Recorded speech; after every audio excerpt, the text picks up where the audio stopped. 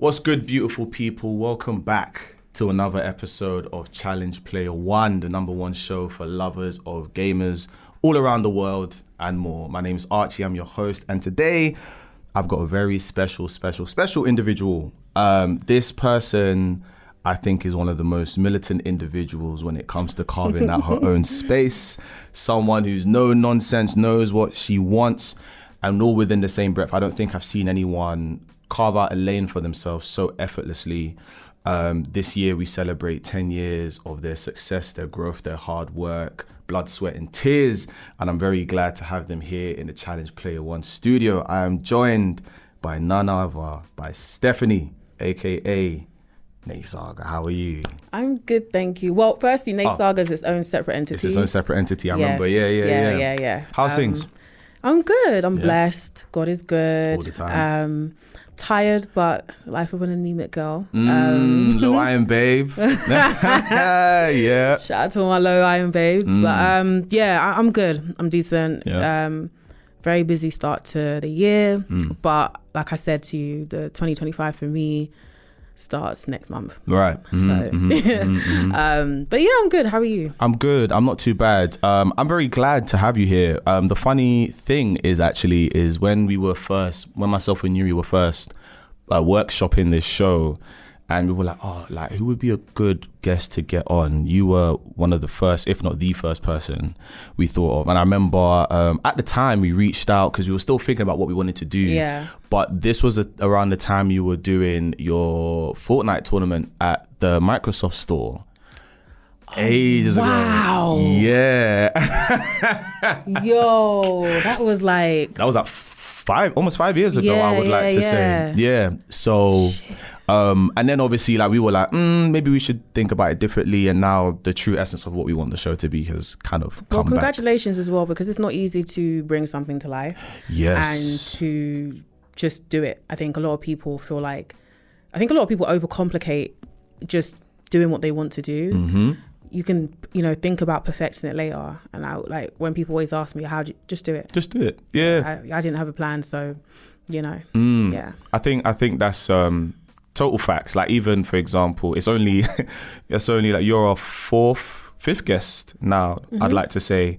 And it's only 5 months that we've been doing it, but this is an idea I've had since 2018. Yeah. Workshop it with Yuri to make it what it is now. And it's so funny because I remember when I was doing my research, you were mentioning how NNESAGA was born as an extension of yourself by things that you were going through, and how originally it actually started off as tournaments. I remember first seeing NNESAGA as Mario Kart tournaments, Tekken, FIFA tournaments.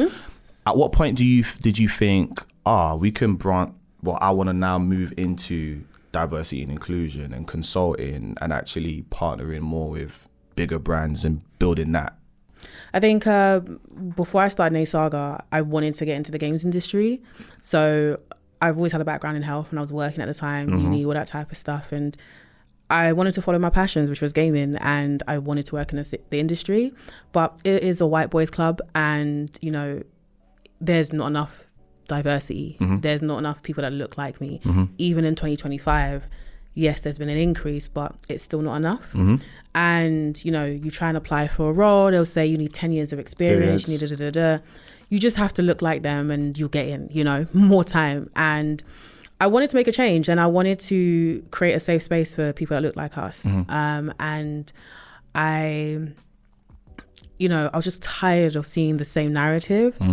And I wanted us to be the standard, as well as everything else that was going on.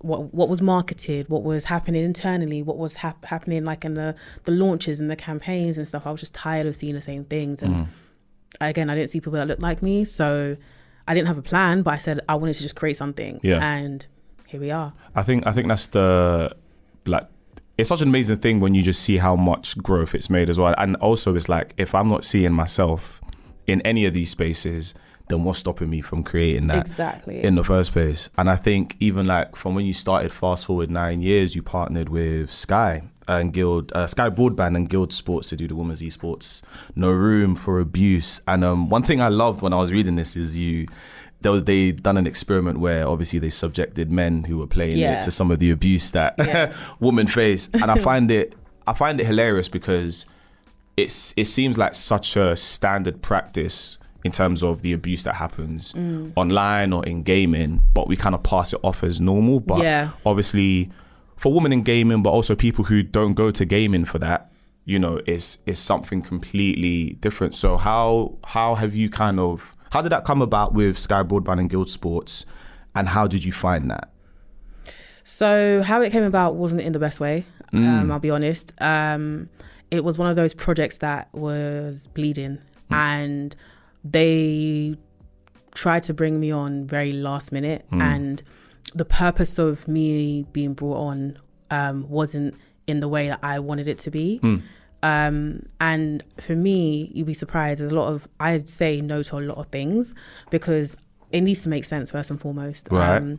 When it comes to gaming in the UK, a lot of people look to me, they look to my business. And you know, people have to co-sign things. And if I don't co-sign it, or if we don't co-sign it, then nothing moves. Ain't happening. Do you know what I mean? So, and there's a reason behind that. So, but that's not to say that there wasn't something there. It just needs to be done in the right way. Sky Broadband and Sky Broadband and their history with gaming hasn't really been, I don't want to say it's great, but like there's not been a connection, right? Besides maybe people using their internet and all that type of stuff. And obviously Guild Esports, they are an esports company and a brand, and Sky Broadband partnered with them, which is obviously great, but there was a disconnect between Guild Esports and the actual gaming community. So they wanted to obviously do something around promoting, you know, a much more safer environment and space for women in gaming, and, you know, raising awareness for the abuse women receive. So when I originally was brought into that project, it was a very shit project, I'll be honest. And I had to really deconstruct it, go over it and stuff like that, and turn it to where it is now, you know. And they obviously had their KPIs, benchmarks and that type of stuff, and don't get me wrong, at the end of the day, your business, you have to, you know, see what you've kind of invested in, right? And you have to obviously see the numbers and stuff, which I totally get, but anyone that knows me knows I'm an impact over number type of girl. Correct. That's what I go for.